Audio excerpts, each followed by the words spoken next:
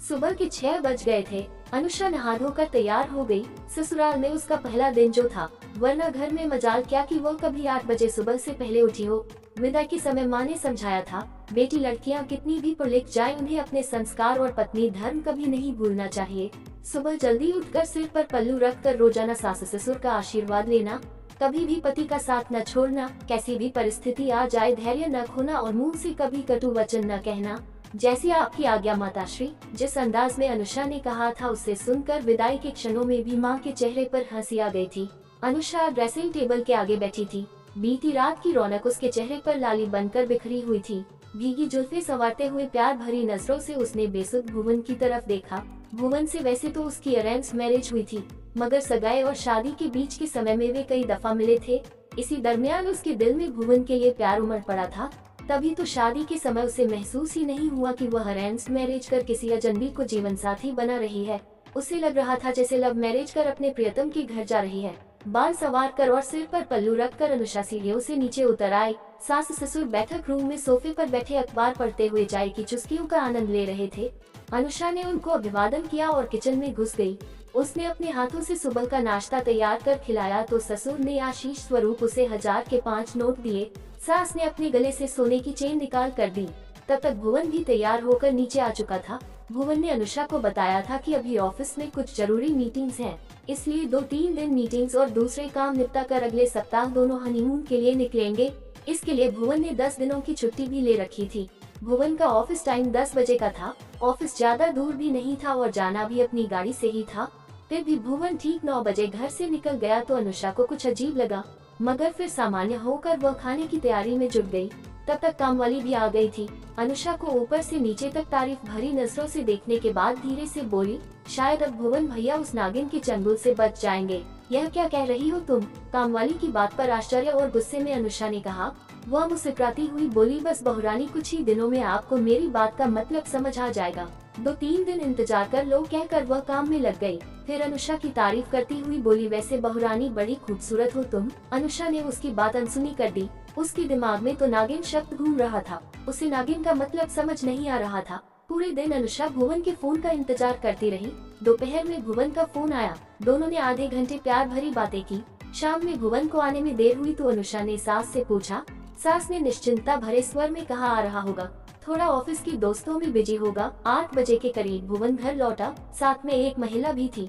लंबी, छरहरी, नजाकत और अदाओं से लबरेज व्यक्तित्व वाली उस महिला ने स्लीवलेस वन पीस ड्रेस पहन रखी थी। होठों पर गहरी लिपस्टिक और हाई हील्स में वह किसी मॉडल से कम नहीं लग रही थी।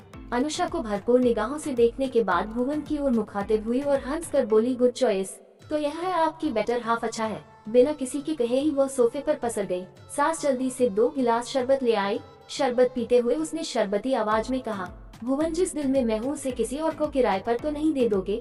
उस महिला के मुंह से ऐसी बेतुकी बात सुनकर अनुषा की भावें चढ़ गईं। उसने प्रश्नवाचक नजरों से भुवन की ओर देखा और फिर सास की तरफ देखा। सास ने नजरें नीचे कर ली और भुवन ने बेशर्मी से हंसते हुए कहा, यार टीना, तुम्हारी मजाक करने की आदत नहीं गई। मजाक कौन कर रहा है, मैं तो हकीकत बयान कर रही हूँ। वैसे अनुषा, तुमसे मिलकर अच्छा लगा। आगे भी मुलाकातें होती रहेंगी हमारी। आखिर मैं भुवन की दोस्त जो हूँ, तुम्हारी भी दोस्त हुई ना। बेटर हाफ जो हो तुम उसकी। वह बार बार बेटर हाफ शब्द पर जोर दे रही थी। अनुषा उसका मतलब अच्छी तरह समझ रही थी। टीना ने फिर से अदाएं बिखेरते हुए कहा, आज की रात तो नींद नहीं, चैन नहीं है ना भुवन? 5-10 मिनट रुककर वह जाने के लिए खड़ी हो गई। भुवन उसे घर छोड़ने चला गया। अनुषा ने सास से सवाल किया, ये कौन है मांझी जो भुवन पर इतना अधिकार दिखा रही है? देखो बेटा, अब तुम भुवन की पत्नी हो, इसलिए इतना तो तुम्हें जानने का हक है ही कि वह कौन थी। दरअसल बेटा, तुम्हें उसको भुवन की जिंदगी में स्वीकार करना पड़ेगा। हमारी मजबूरी है बेटा, हम सबको भी उसे स्वीकार करना पड़ा है बेटे। पर क्यों सासू माँ, क्या भुवन का उसके साथ कोई रिश्ता है? ऐसा कोई रिश्ता तो नहीं बहू, पर बस ये जान लो कि उसके बहुत से एहसान है हमारे ऊपर। वैसे तो वह उसकी बॉस है, मगर भुवन को इस मुकाम तक पहुंचाने में काफी मदद की है। उसने अपने पावर का उपयोग कर भुवन को काफी अच्छा ओहदा दिया है। बस भुवन पसंद है उसे और कुछ नहीं। इतना कम है क्या सासू माँ? वह तो पत्नी की तरह हाथ दिखाती है भुवन पर। बहू, कभी भी हमें जिंदगी में समझौते करने पड़ते हैं। एक दो बार भुवन ने जॉब छोड़ने की भी कोशिश की, मगर उसने आत्महत्या की धमकी दे डाली। भुवन के प्रति आकर्षित है, इसलिए उसको अपने ऑफिस से निकलने भी नहीं देती। तब तक ससुर जी उसे समझाने आ गए। सच कहूँ बहू, तो उसने काफी कुछ किया है हमारे लिए। मेरे हार्ट की सर्जरी कराने में भी पानी की तरह पैसे बहाए। इन सब के बदले भुवन का थोड़ा वक्त ही तो लेती है। सुबह भुवन 1 घंटे जल्दी चला जाता है ताकि उसके साथ समय बिता सके, और रात में थोड़ा अधिक रुक जाता है। बस इतनी ही डिमांड है उसकी। यदि टीना को भुवन इतना ही पसंद था तो उसी से शादी क्यों नहीं करा दिया आप लोगों ने? मेरी जिंदगी क्यों खराब की? बेटा, टीना शादीशुदा है, उसकी शादी भुवन से हो ही नहीं सकती। शादी के दूसरे दिन ही अपनी जिंदगी में आए इस कड़वे अध्याय को पढ़कर अनुषा विचलित हो गई थी। सोचा माँ को हर बात बता दे और सब कुछ छोड़कर मायके चली जाए, मगर फिर माँ की कही बातें याद आ गई कि हमेशा धैर्य बनाए रखना। आधे घंटे में भुवन वापस लौट आया। खा पी कर और बर्तन निपटा कर जब अनुषा अपने कमरे में पहुंची तो देखा भुवन टीना से बातें कर रहा है। अनुषा को देखते ही उसने फोन काट दिया और अनुषा को बाहों में भरने लगा। अनुषा छिटक कर अलग हो गई और उलाहने भरे स्वर में बोली, मेरी सौतन से बातें कर रहे थे। भुवन हंस पड़ा। अरे यार, सौतन नहीं है वह, बस मुझ पर मरती है और मैं भी उसके साथ थोड़ा बहुत हुकअप कर लेता हूँ बस, और क्या। खूबसूरत है, साथ चलती है तो अपना भी स्टैंडर्ड बढ़ जाता है। बेशर्मी से बोलते हुए भुवन सहसा ही सीरियस हो गया। देखो अनुषा, जीवन साथी तो तुम ही हो मेरे जीवन का हर रास्ता लौटकर तुम्हारे पास ही आएगा। वह तो ठीक है भुवन, मगर ऐसा कब तक चलेगा? इस टीना को तुम में इतनी दिलचस्पी क्यों है? कहीं न कहीं तुम भी उसे भाव देते होगे, तभी तो उसे आगे बढ़ने का मौका मिलता है। देखो यार, मेरा तो एक ही फंडा है, थोड़ी खुशी मुझे मिल जाती है और थोड़ी उसे। इसमें गलत क्या है? ऑफिस में मेरा पोजीशन बढ़ाती है और मैं उसे थोड़ा प्यार दे देता हूँ, बस इससे ज्यादा और कुछ नहीं। दिल में तो केवल तुम ही हो ना। कहकर भुवन ने लाइटें बंद कर दी और न चाहते हुए भी अनुषा को समर्पण करना पड़ा। समय इसी तरह निकलने लगा। लगभग रोजाना ही टीना घर आ धमकती। वह जब भी आती भुवन के साथ फ्लर्ट करती, अदाएं बिखेरती और अनुषा पर व्यंग कसती। एक दिन भुवन के बालों को अपनी उंगली में घुमाते हुए शोक आवाज में बोली, एक राज बताऊं अनुषा, तुम्हारे काम आएगा। अनुषा ने कोई जवाब नहीं दिया, मगर टीना ने बोलना जारी रखा। पता है भुवन कब खुद पर काबू नहीं रख पाता? कब? भुवन ने टोका तो हंसते हुए टीना बोली, जब कोई लड़की हल्के गुलाबी रंग की नाइटी पहनकर उसके करीब जाए, फिर तो भुवन का खुद पर भी वश नहीं चलता। सुनकर भुवन सकपका गया और टीना हंसती हुई बोली, वैसे अनुषा एक बात और बताऊं? भुवन के बिल्कुल करीब पहुंचते हुए टीना ने कहा तो अनुषा का चेहरा गुस्से से लाल हो उठा। अनुषा को और भी ज्यादा जलाती हुई टीना बोलने लगी, काले टी शर्ट और ग्रे जीन्स में तुम्हारा पति इतना हैंडसम लगता है कि बस फिर दुनिया का कोई भी पुरुष तुम्हारे पति के आगे पानी भरे। अनुषा ने कोई जवाब नहीं दिया, मगर टीना ने अपने फ्लर्टी अंदाज में बोलना जारी रखा, जानते हो भुवन, तुम्हारी कौन सी अदा और कौन सी चीज मुझे अपनी तरफ खींचती है? अनुषा का गुस्सा देख भुवन टीना के पास से उठकर दूर खड़ा हो गया तो नजाकत के साथ उसके करीब से गुजरती हुई टीना बोली, ये तुम्हारा सब जानकर भी अनजान बने रहने की अदा। तोबा, दिल का सुकून छिन जाता है जब तुम्हारी निगाहों में अपनी मोहब्बत देखती हूँ। चलो अब चलती हूँ मैं, वरना कोई गुस्ताखी न हो जाए मुझसे। इस तरह की बेशर्मियां टीना अक्सर करती। हनीमून पर जाने से 2 दिन पहले की बात है। उस दिन रविवार था। भुवन सुबह से ही अपने कंप्यूटर पर कुछ काम कर रहा था। अनुषा दोपहर के खाने की तैयारियों में लगी थी। तभी दरवाजे पर दस्तक हुई तो अनुषा ने जाकर दरवाजा खोला। सामने टीना खड़ी थी, खुले बाल, स्लीवलेस बॉडी की टॉप और जीन्स के साथ डार्क रेड लिपस्टिक में। उसे देखकर अनुषा का चेहरा बन गया। टीना नकली हंसी बिखेरती अंदर घुस आए और पूछा, नई दुल्हन, आपके श्रीमान जी कहाँ हैं? वे अपने कमरे में काम कर रहे हैं। ओके, मैं मिलकर आती हूँ, आप बैठिए, मैं बुला कर लाती हूँ। अनुषा के इस कथन पर टीना ठहाके मारकर हंसती हुई बोली, आंटी सुना आपने? आपकी बहू तो मुझसे औपचारिकताएं निभा रही है। उसे पता ही नहीं कि मैं इस घर में किसी भी कमरे में किसी भी समय जा सकती हूँ। कहते हुए वह भुवन के कमरे की तरफ बढ़ गई। अनुषा ने सवालिया नजरों से सास की तरफ देखा तो सास ने नजरें नीची कर ली। टीना ने भुवन के कमरे में जाकर दरवाजा अंदर से बंद कर लिया। करीब 1 घंटे बाद उसने दरवाजा खोला। उतनी देर अनुषा के सीने में आग जलती रही। उसी समय जाकर उसने हनीमून के टिकट फाड़ डाले। रात तक अपना कमरा बंद कर रोती रही। सास ने उसे समझाते हुए कहा, देख बहू, पुरुषों द्वारा 2 स्त्रियों के साथ संबंध बनाकर रखना कोई नई बात तो है नहीं।